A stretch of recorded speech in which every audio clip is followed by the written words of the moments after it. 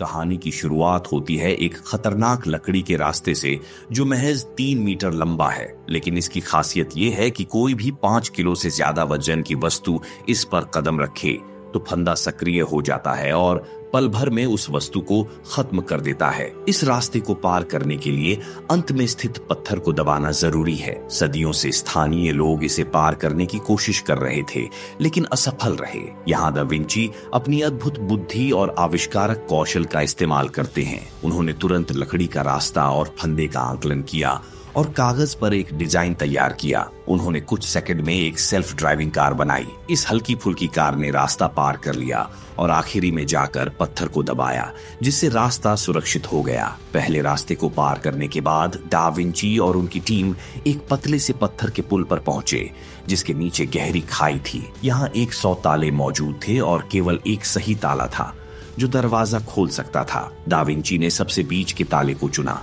लेकिन जैसे ही उन्होंने ताला घुमाया, पुल तेजी से खींचने लगा। उनकी टीम का एक सदस्य नीचे गिर गया। तभी स्थानीय रानी चाबी लेकर वापस कूद गई, लेकिन उसने चाबी दा विंची को दे दी। संकट की स्थिति में दा विंची ने ताले के डिजाइन को गहराई से देखा। उन्होंने महसूस किया कि हर ताले पर एक ज्योतिषीय संकेत बना हुआ है। उन्होंने यह भी पाया कि कुल ताले की संख्या 100 थी, लेकिन यह असामान्य था क्योंकि यह संख्या 101 होनी चाहिए थी। उन्होंने पुल के नीचे एक गुप्त ताला खोजा। सही चाबी लगाकर उन्होंने पुल को रोकने में सफलता हासिल की। अगले दरवाजे पर पहुंचने पर उन्होंने देखा कि 2 चाबियों की जरूरत थी। 2 चाबियां लगाई गईं, लेकिन दरवाजा नहीं खुला। यहाँ दा विंची को स्थानीय लोगों की सूर्य भगवान की पूजा याद आई। उन्होंने समझा कि जब सूर्य की किरणें दोनों ताले पर एक साथ पड़ेंगी तभी दरवाजा खुलेगा। उन्होंने सूर्य की स्थिति का सही समय देखा और दोनों चाबियों को एक साथ घुमाया। दरवाजा खुल गया। जब वे आखिरी गुफा में पहुंचे